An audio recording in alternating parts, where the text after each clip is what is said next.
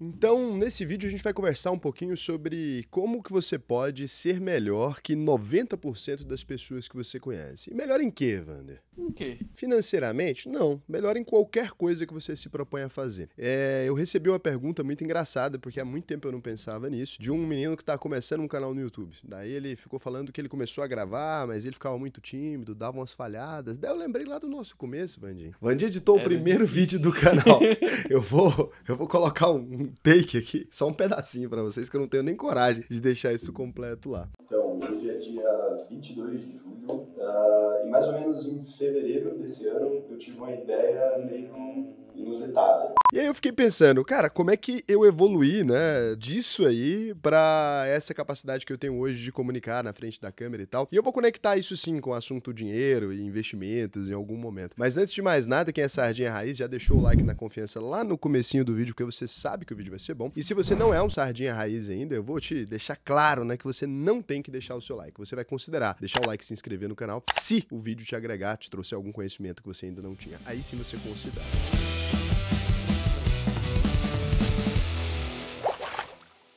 Então a primeira questão é entender, né, que eu sou uma pessoa competitiva, eu não sei vocês, mas eu quando eu vou fazer alguma coisa eu costumo gostar de fazer da melhor forma possível, eu quero me esforçar, quero dar o meu máximo. Não em tudo, só naquelas coisas que eu gosto. E aí, com o tempo eu fui percebendo que não vence, né, a pessoa mais estudiosa ou a mais capaz, a meritocracia, sei lá o quê. Essas coisas todas, elas são meio que uma ilusão, né? É claro que se uma pessoa parte de um ponto muito diferente da outra, ela jamais vai chegar naquele ponto. Você começa a treinar tênis agora, aos 19 anos de idade, porque quando você tinha 7 anos de idade você não tinha dinheiro pra pagar nem seus pais, né? Obviamente você não vai se tornar o melhor tenista do mundo, não dá mais tempo, né? Ah, mas tem alguém que sei lá o quê, que conseguiu no pico do Himalaia. A gente nunca pode usar a exceção como a regra, a verdade é que não dá mais. Mas algumas coisas na vida é possível você modificar. E daí eu tava olhando, como é que eu fiquei bom com câmera, né? O canal existe desde o dia 23 de julho de 2019, isso é dado público, tá aqui, ó. O primeiro vídeo não sobe nesse dia, mas vamos fingir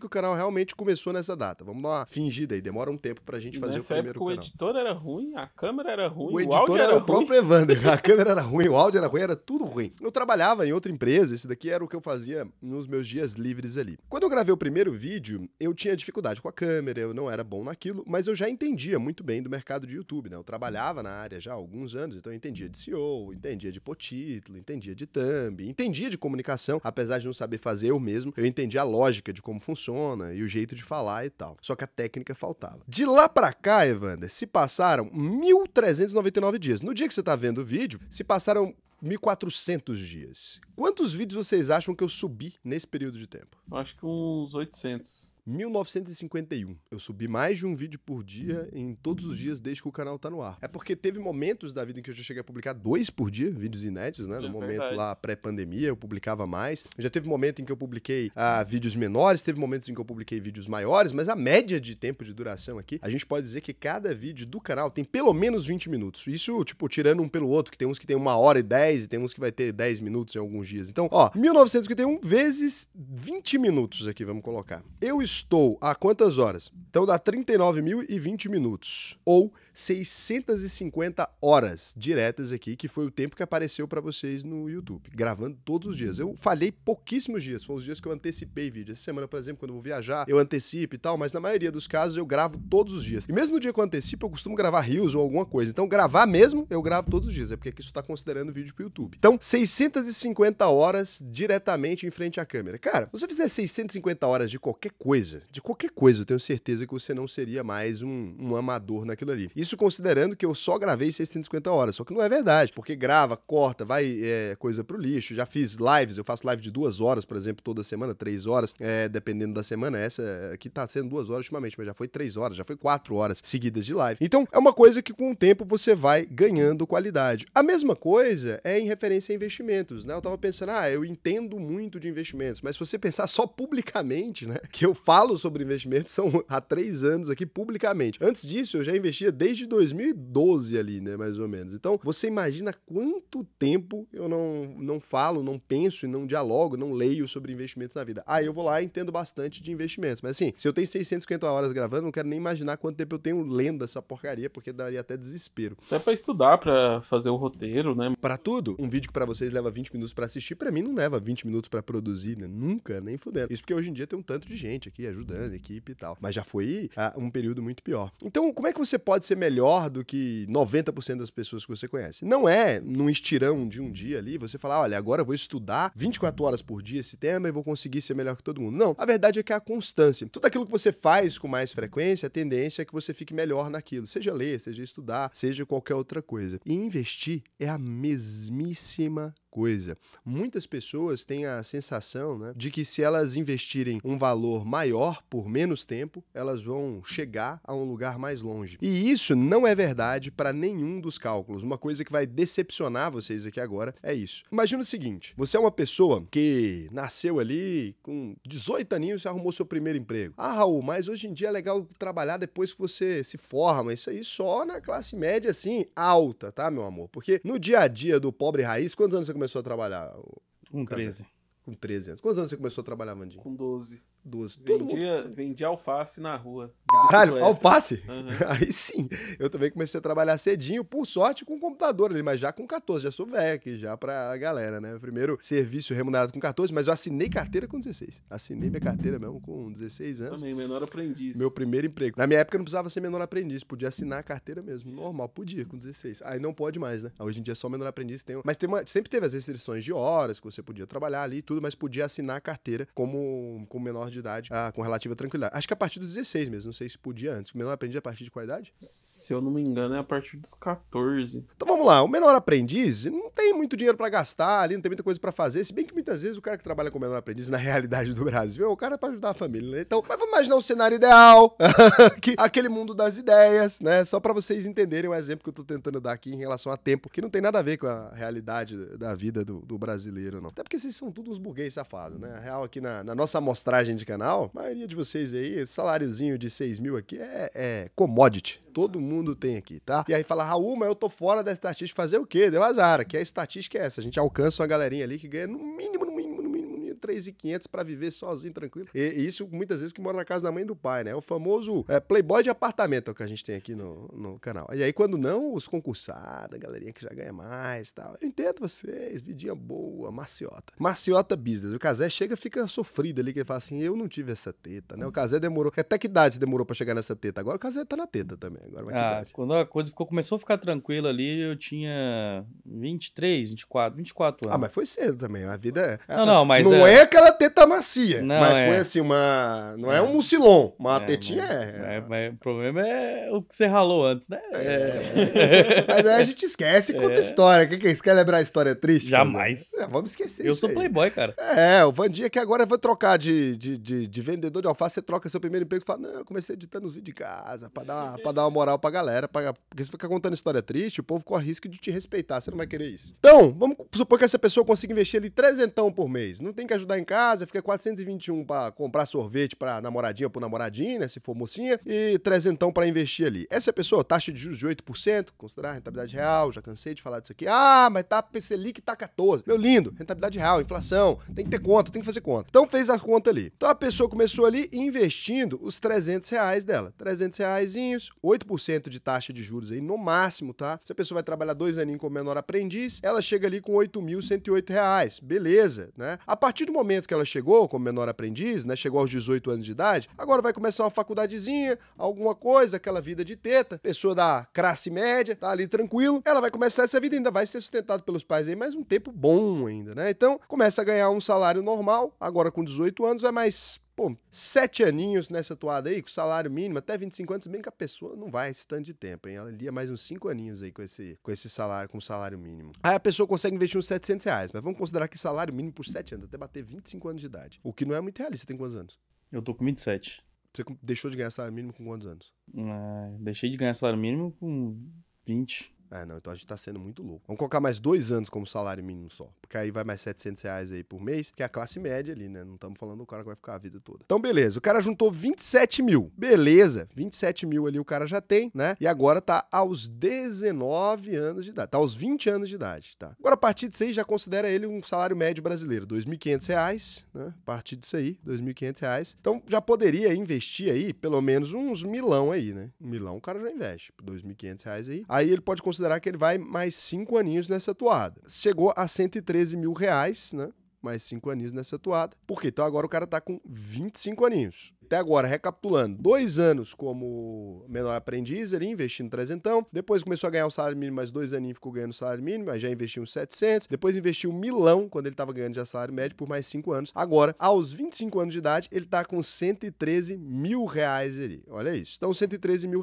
Agora, a gente vai levar esse cara mais 10 anos no futuro, dessa vez o salário um pouquinho maior, fazendo um aporte aí de uns 1.500, também para não agressivar muito. O cara ali, de uns 25 investindo 1.500, já tá muito bom mesmo, né? Tá legal. Esse cara, por mais 10 anos, atinge ali R$500 mil, né? Então, o cara tá com 35 anos, já atingiu R$500 mil, tá? Aqui, nesse cenário aqui, com 515 mil, né? Ele já poderia começar a investir mais um pouco. Talvez aí esse cara agora pode continuar investindo os 1.500, na verdade. A gente continua aqui por mais 5 aninhos. Atinge R$866 mil. Então, com 40 anos de idade, tem quase 1 milhão ali, mas quase 1 milhão corrigido pela inflação. Quase 1 milhão lá do futuro, aos 40 anos de idade. Investindo aí ao todo 24 anos de idade, 24 anos de investimentos, ele teve esse valor, atingiu 866 mil. Agora, por exemplo, a gente sempre tende a pensar que os aportes vão fazer diferença. Se eu comecei muito mais tarde, né, eu posso simplesmente aportar mais que eu vou conseguir. Olha o tanto de dinheiro que a pessoa tem que investir para equilibrar. Esse cara passou boa parte investindo R$300, depois R$700, depois R$1.500. Vamos colocar uma pessoa que investiu R$2.500 desde sempre, tá? Aí por 10 anos ali, por exemplo, para ela chegar nesse valor. Então, se você começar a investir mais tarde, a pessoa tem que investir mais do que o dobro dos aportes médios dessa pessoa ali. Ele teve que investir mais que o dobro dos aportes médios durante 10 anos e não atingiu ainda. Então teria que ser uns 12 anos aqui, ó, para atingir o mesmo lugar. Para zerar o ponto, o cara tem que investir o dobro por 12 anos. O cara, R$2.500 todos os meses por 12 anos. Então o cara teve que investir 362 mil para juntar os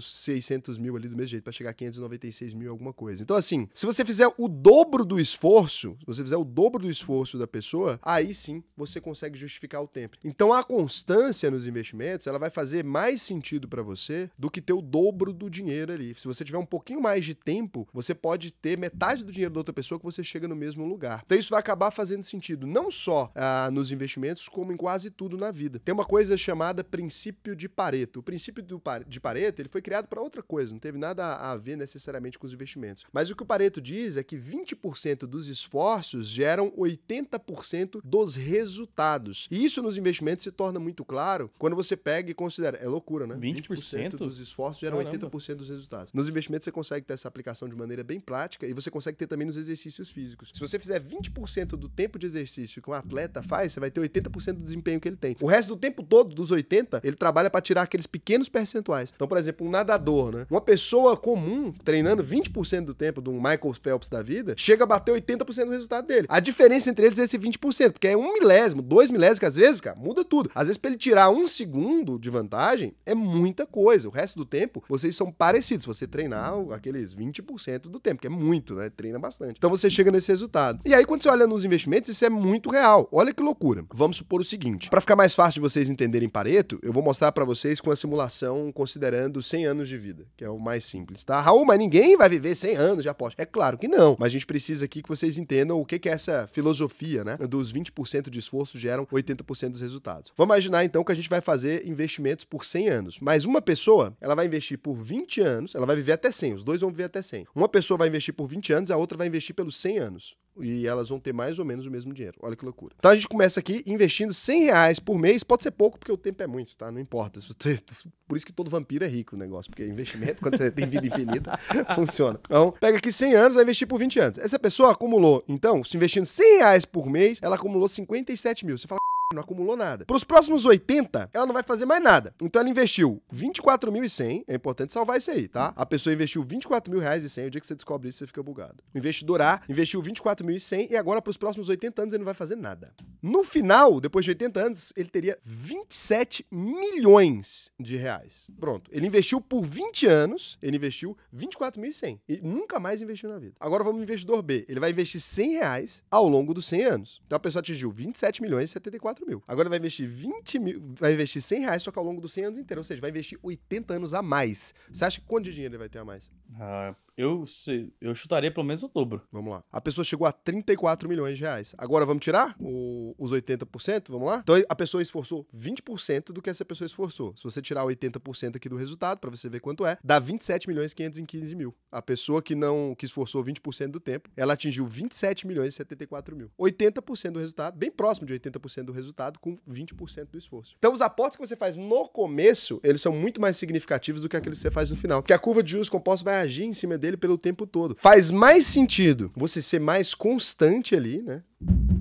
Pragmático e constante, fazer isso por mais tempo. O grande truque do Warren Buffett é viver demais, do que você simplesmente se esforçar além da conta no mês específico e falar, cara, eu vou investir tudo que eu tenho. Porque o tempo acaba ganhando. Por mais que você invista só 100 reais ali, 200 reais, com o tempo vai fazer diferença. O problema é que a gente não tem muito tempo. Ninguém quer ficar rico devagar, né? Inclusive o Jeff Bezos, ele fez uma pergunta pro Warren Buffett, né? Dizem isso aí, as más línguas, ou a invenção do povo também, mas a história é boa, a gente conta. Então dizem que o Jeff Bezos perguntou pra ele, olha, por que todo mundo não copia o que você faz, né? E aí o Warren Buffett respondeu pra ele, quem é que quer ficar rico devagar? Ninguém quer ficar rico devagar, mas a verdade é essa. Então, mesmo que você invista ali 200 reais, se fosse 60 anos, se você fosse viver muito, você ia chegar lá aos 3 milhões. Qualquer valor que você coloca aqui, se você investir por muito tempo, né? Olha lá, dá grandes diferenças, né? 300 reais dá 4 milhões em 60 anos. Mas aí ninguém consegue fazer isso aqui, porque é muito demorado. 400 reais dá 6 milhões. Porque, porra, pelo amor de Deus também, ficar investindo esse tempo todo não dá, né? É brincadeira. Por isso que eu falo que pro trabalhador comum, investir não vai te enriquecer, vai ser uma coisa que vai melhorar a sua aposentadoria, que é o que a gente consegue fazer, né? O ideal é que você consiga aportar cada vez mais para conseguir resolver isso. Mas é loucura, né? Quando você descobre 20% dos esforços compensa 80%, você pensa, os investimentos que você está fazendo agora é que, na verdade, vão ser significativos lá no futuro. E aí, para vocês terem uma ideia, né? Vários outros exemplos tem do princípio de Pareto na vida real. Eu tinha selecionado alguns aqui, mas a Microsoft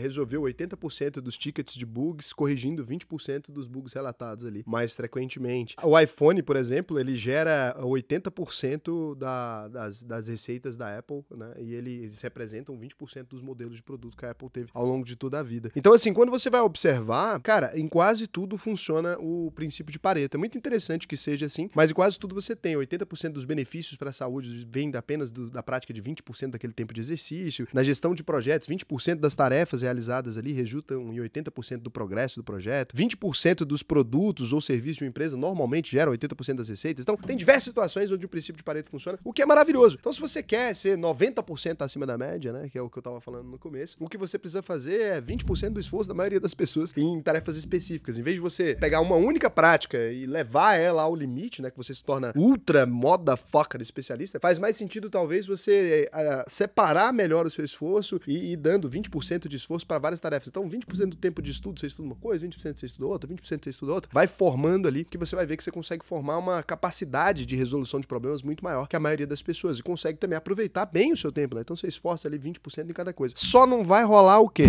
Com o seu trabalho, né? Porque a empresa não tá nem aí, ela não vai deixar você se esforçar 20% do tempo. Não dá pra ir 20% do dia, não. Não dá, não. Se bem que do tempo que a gente passa aqui na empresa, pelo menos eu, Casé e Vandir, a gente passa uns 20% do tempo trabalhando, os 80%.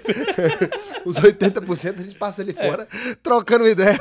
Cara, mas é uma... Eu sei que parece uma bobagem, né? Mas é muito bom porque isso dá uma liberdade pra você entender que você não precisa ficar ultra focado em tudo. Você não vai ter que ir na academia todos os dias, 10 horas por dia. Não é isso. Às vezes é um pouquinho de tempo ali, você já consegue alcançar um corpo legal, e aí você começa, eu vou aprender a tocar um piano, vou aprender a tocar um violão, alguma coisa, Casezão tá aprendendo a tocar violão. E vou é aqueles 20% bem vagabundo que eu faço também. Mas é um 20% ali do seu tempo. Se você fizer 20% do tempo de um cara que toca muito bem, você vai ter 80% da capacidade dele de tocar. Quando você compreende, né, e acredita nisso aqui, que isso aqui é fé também, né, porque o princípio de Pareto não funciona pra tudo. Mas quando você tem essa fé que não é numérica, dos investimentos pelo menos é numérica, mas quando você tem essa fé que não é numérica, pelo menos você se abre pra aprender muito mais coisas, e aí eu tenho certeza que você vai alcançar uma capacidade muito maior que a maioria das pessoas, porque as pessoas hoje em dia, elas são ultra especializadas, né? Se tem uma coisa que a sociedade moderna produziu, é a pessoa que só aperta parafuso. Você é especialista em quê? Em rebimboca de parafuseta, não é em construção de carro. Eu sou especialista em apertar um parafuso que liga e que constrói um carro inteiro, né? Então, não seja um apertador de parafuso em tempo integral. No seu trabalho, eu sei que você não pode se livrar disso, mas na vida, talvez faça sentido você usar o princípio de Pareto para você fazer os seus investimentos, para você aprender a tocar um violão, para você aprender o quê? Ah, não vou responder porque eu pensei coisa errada. E se você quiser alcançar resultados financeiros, né, com 20% do esforço, o que eu vou te indicar é que você acesse auvp.com.br.